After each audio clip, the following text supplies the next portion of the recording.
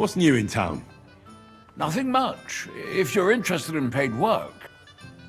Havel, the owner of the local inn, I assume? That I am. How can I help you?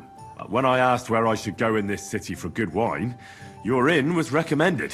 You've come to the right place. You won't find better wine in this city. Have you come from far away? Very far, Goodman.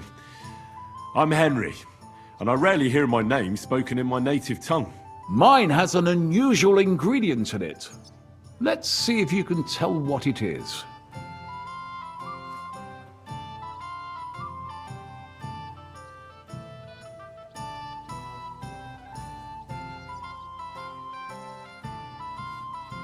I did a lot of traveling in Italy, from north to south. Wonderful! It's not often I get the chance to talk to someone so well-traveled. It'd be nice to have someone to discuss the drink of kings with. An invitation I can't refuse. Thank you. Well, good man, how shall we begin our tasting? Ah, I know. How about a little white to begin with? Excellent.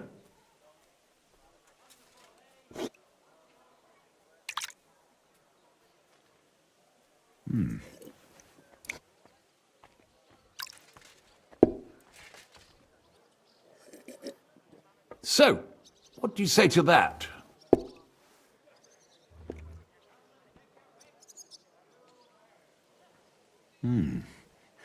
Hints of vanilla, that's uncommon.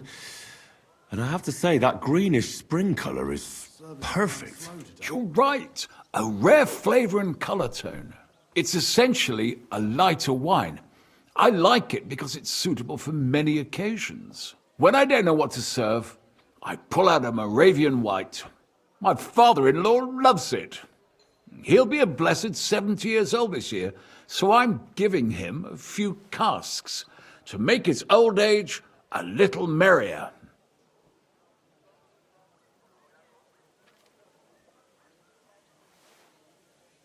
That's very kind of you. There's nothing but misers in this town. They wouldn't think twice about taking their own mother's last piece of bread. I'm not like that. Do I have money? Of course. But I don't hoard it. I try to make people around me happy. And you're treating me to this wine. You're a real Samaritan, like it says in the Bible. You give drink to the thirsty. Anyway, let's have a cup of something else. My thoughts exactly. What shall we... Ah, I know.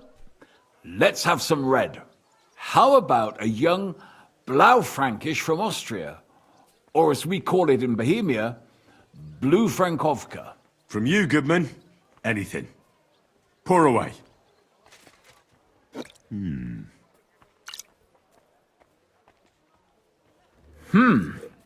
Quite a decent vintage.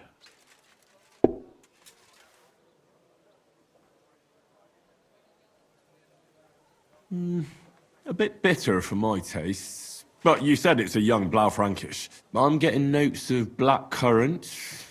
The colour is dark, almost purple, but as it should be. Yes, the color enchants me every time. Almost like drinking from an inkwell. Oh, I've never drunk ink. Would you recommend it? My grandfather used to say, you won't know till you've tried it. He lived and died by that saying. Uh-huh. What happened to him? Well, the poor fella suffered from ulcers. So one day, true to his favorite saying, he tried drinking spirits to cure himself. Burn the canker, he said. Well, he burnt it so thoroughly, he was dead in a week. God rest his soul. To your grandfather, and his contribution to advancing the knowledge of medicine.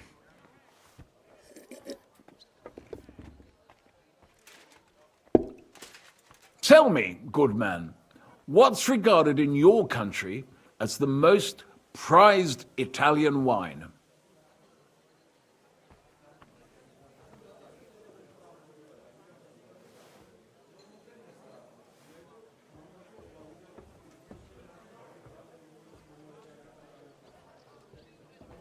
Sangiovese.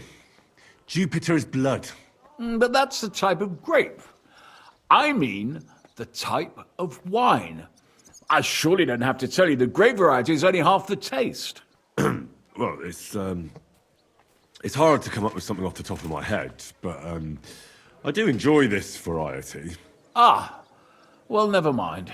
Let's carry on. Well then, let's move on to the next one. After all that quality stuff, let's refresh ourselves with something simpler. Would you like a hippocras? Certainly. The better ones will go straight to our heads, and I'll admit, I do like it from time to time. Nothing to be ashamed of.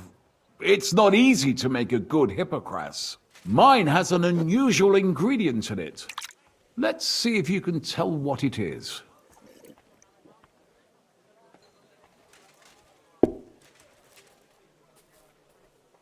Very nice. I'd say it's mint? Precisely. It gives a nice freshness, wouldn't you say? And there's a garden full of it right behind the tavern. I don't know where to put it all. But it's missing some kick. I reckon your cook forgot to add something.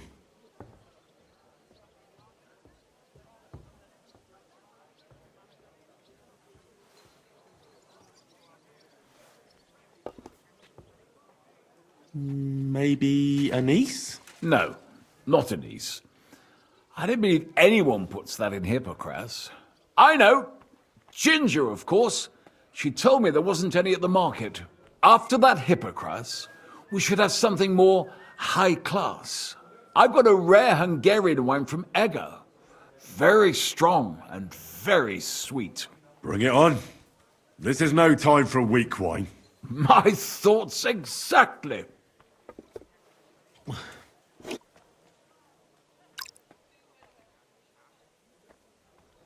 So what do you think? Good, isn't it?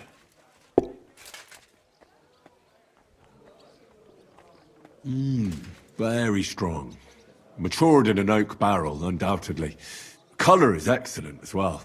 A crimson red. The smell is heavy, spicy, almost suffocating. I have to admit, I haven't had much Hungarian wine, but maybe I should change that. I drank this particular wine from Égera at a banquet held to celebrate the new city council. Hungarian government, Hungarian wine, and Hungarian delicacies. I was so looking forward to enjoying some nice Hungarian sausages or pate, but I ended up leaving disappointed. How so? They started bringing out melons, apples, plums, and all sorts of other fruit. And finally, they served fish. I don't eat fish, and fruit makes me burp. So I went hungry at a feast.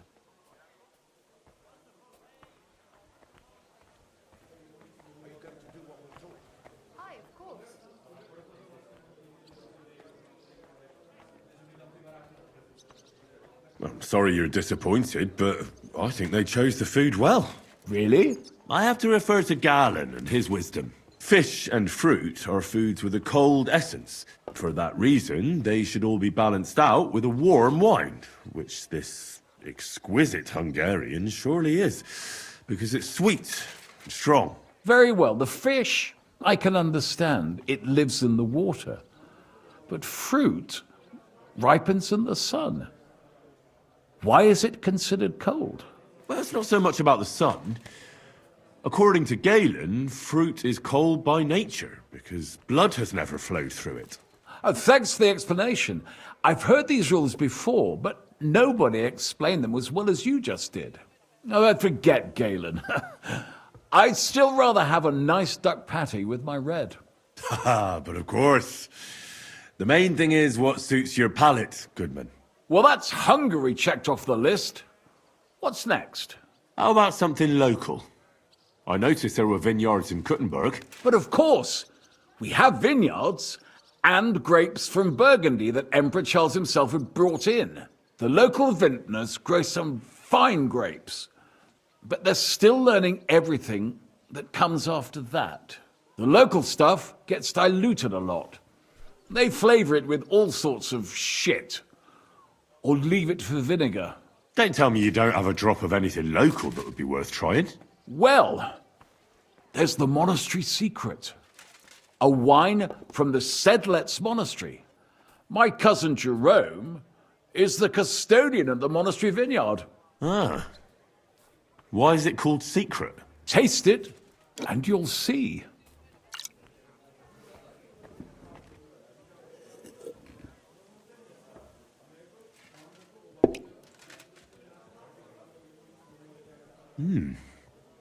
Interesting. There's no trace of any flavour that shouldn't be there. Neither honey nor spices. Just the pure taste of wine. But there is something to it. Something I don't recognise. That's it, good man. Is that the secret? Exactly. The monks add a secret ingredient to the wine. A secret ingredient?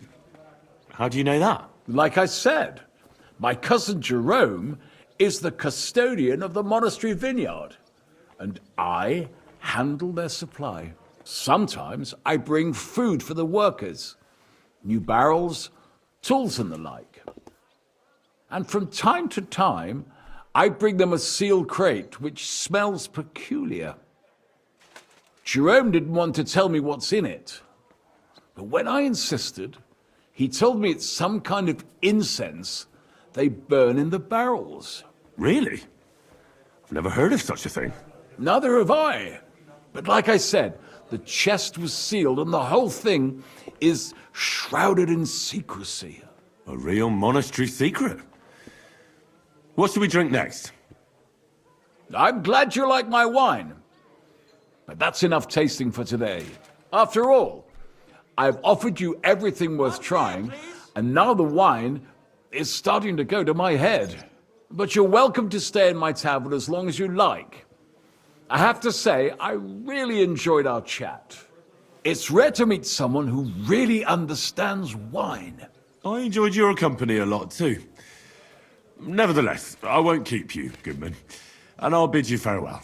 Farewell, and if you decide to extend your stay in Kuttenberg, stop by for a drink again. Definitely. God be with you.